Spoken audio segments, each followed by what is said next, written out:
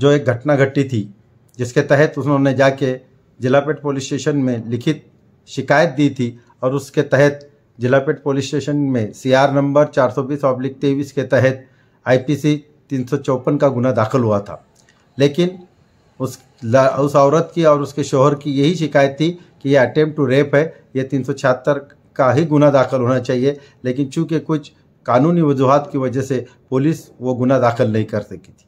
लेकिन पुलिस को, माननीय अधीक्षक साहब को, राजकुमार साहब को मैंने खुद जिलापेट पुलिस स्टेशन से दोपहर फ़ोन किया और ये रिक्वेस्ट की कि आरोपी को अरेस्ट किया जाए और आरोपी को अरेस्ट करने के बाद उसको लॉकअप में रखा जाए। लॉकअप में रखने के बाद कल उसको मैजिस्ट्रेट न्यायालय में भेजा जाए और न्यायालय में आप PCR मांगा जाए ताकि उसको इसकी अदल मिले और वह आइंदा किसी के साथ ऐसी कोशिश ना करे या कोई भी हॉस्पिटल का कोई भी वार्ड बॉय इस तरह की किसी पेशेंट के साथ हरकत ना करे। साहब ने, वो SP साहब ने हमारी बात मानी, उसको अरेस्ट किया और आज उसको कोर्ट में भेजा गया। लेकिन दुर्भाग्यवश आज कोर्ट में हमारी जो तपासी अमलदार वंदना राठौड़ मैडम थी, उन्होंने उसकी PCR नहीं मांगते हुए सीधी MCR मांगा और कोर्ट ने उसको PCR न देते हुए MCR दे दिया। MCR के बाद उनके वकील ने जमानत के पेपर दाखिल किए और कोर्ट ने उनको जमानत मंजूर की। लेकिन हमने वहाँ पे चूँकि कोई एडवोकेट नहीं था, कोई नहीं था, इसके लिए हमने खुद खड़े रह के माननीय कोर्ट को एक रिक्वेस्ट की कि सर ये बहुत सेंसिटिव मामला है,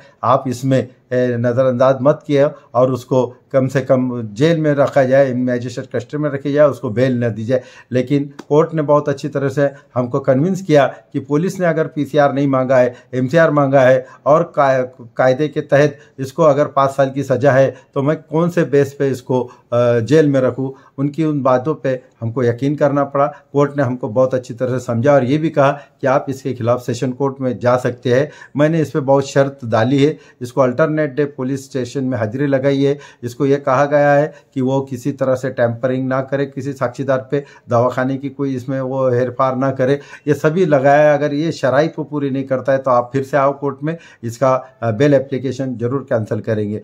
फिर हम वहाँ से निकल के फिर से हमने माननीय पुलिस अधीक्षक साहब को फ़ोन किया, लेकिन चूंकि राजकुमार साहब कई व्यस्त थे, फिर हमने अपर पुलिस अधीक्षक साहब को कांटेक्ट किया, चंद्रकांत गौली साहब को ये बात बताई कि हमारे इसमें असंतोष है कि पुलिस ने PCR क्यों नहीं मांगा और MCR मांग के उसको क्यों छोड़ा गया। तो माननीय अपर पुलिस अधीक्षक ने हमारी बात को माना और कहा कि ज़रूर हम कार्रवाई करेंगे, लेकिन हमने कहा कि हमको लिखित में आपको शिकायत देनी है। तो उन्होंने कहा कि आज छुट्टी है, लेकिन फिर भी मैं कुछ ऑफिसर को SP ऑफिस भेजता हूँ, आप उनसे मिलो, उनको अपनी लिखित तकरार दो।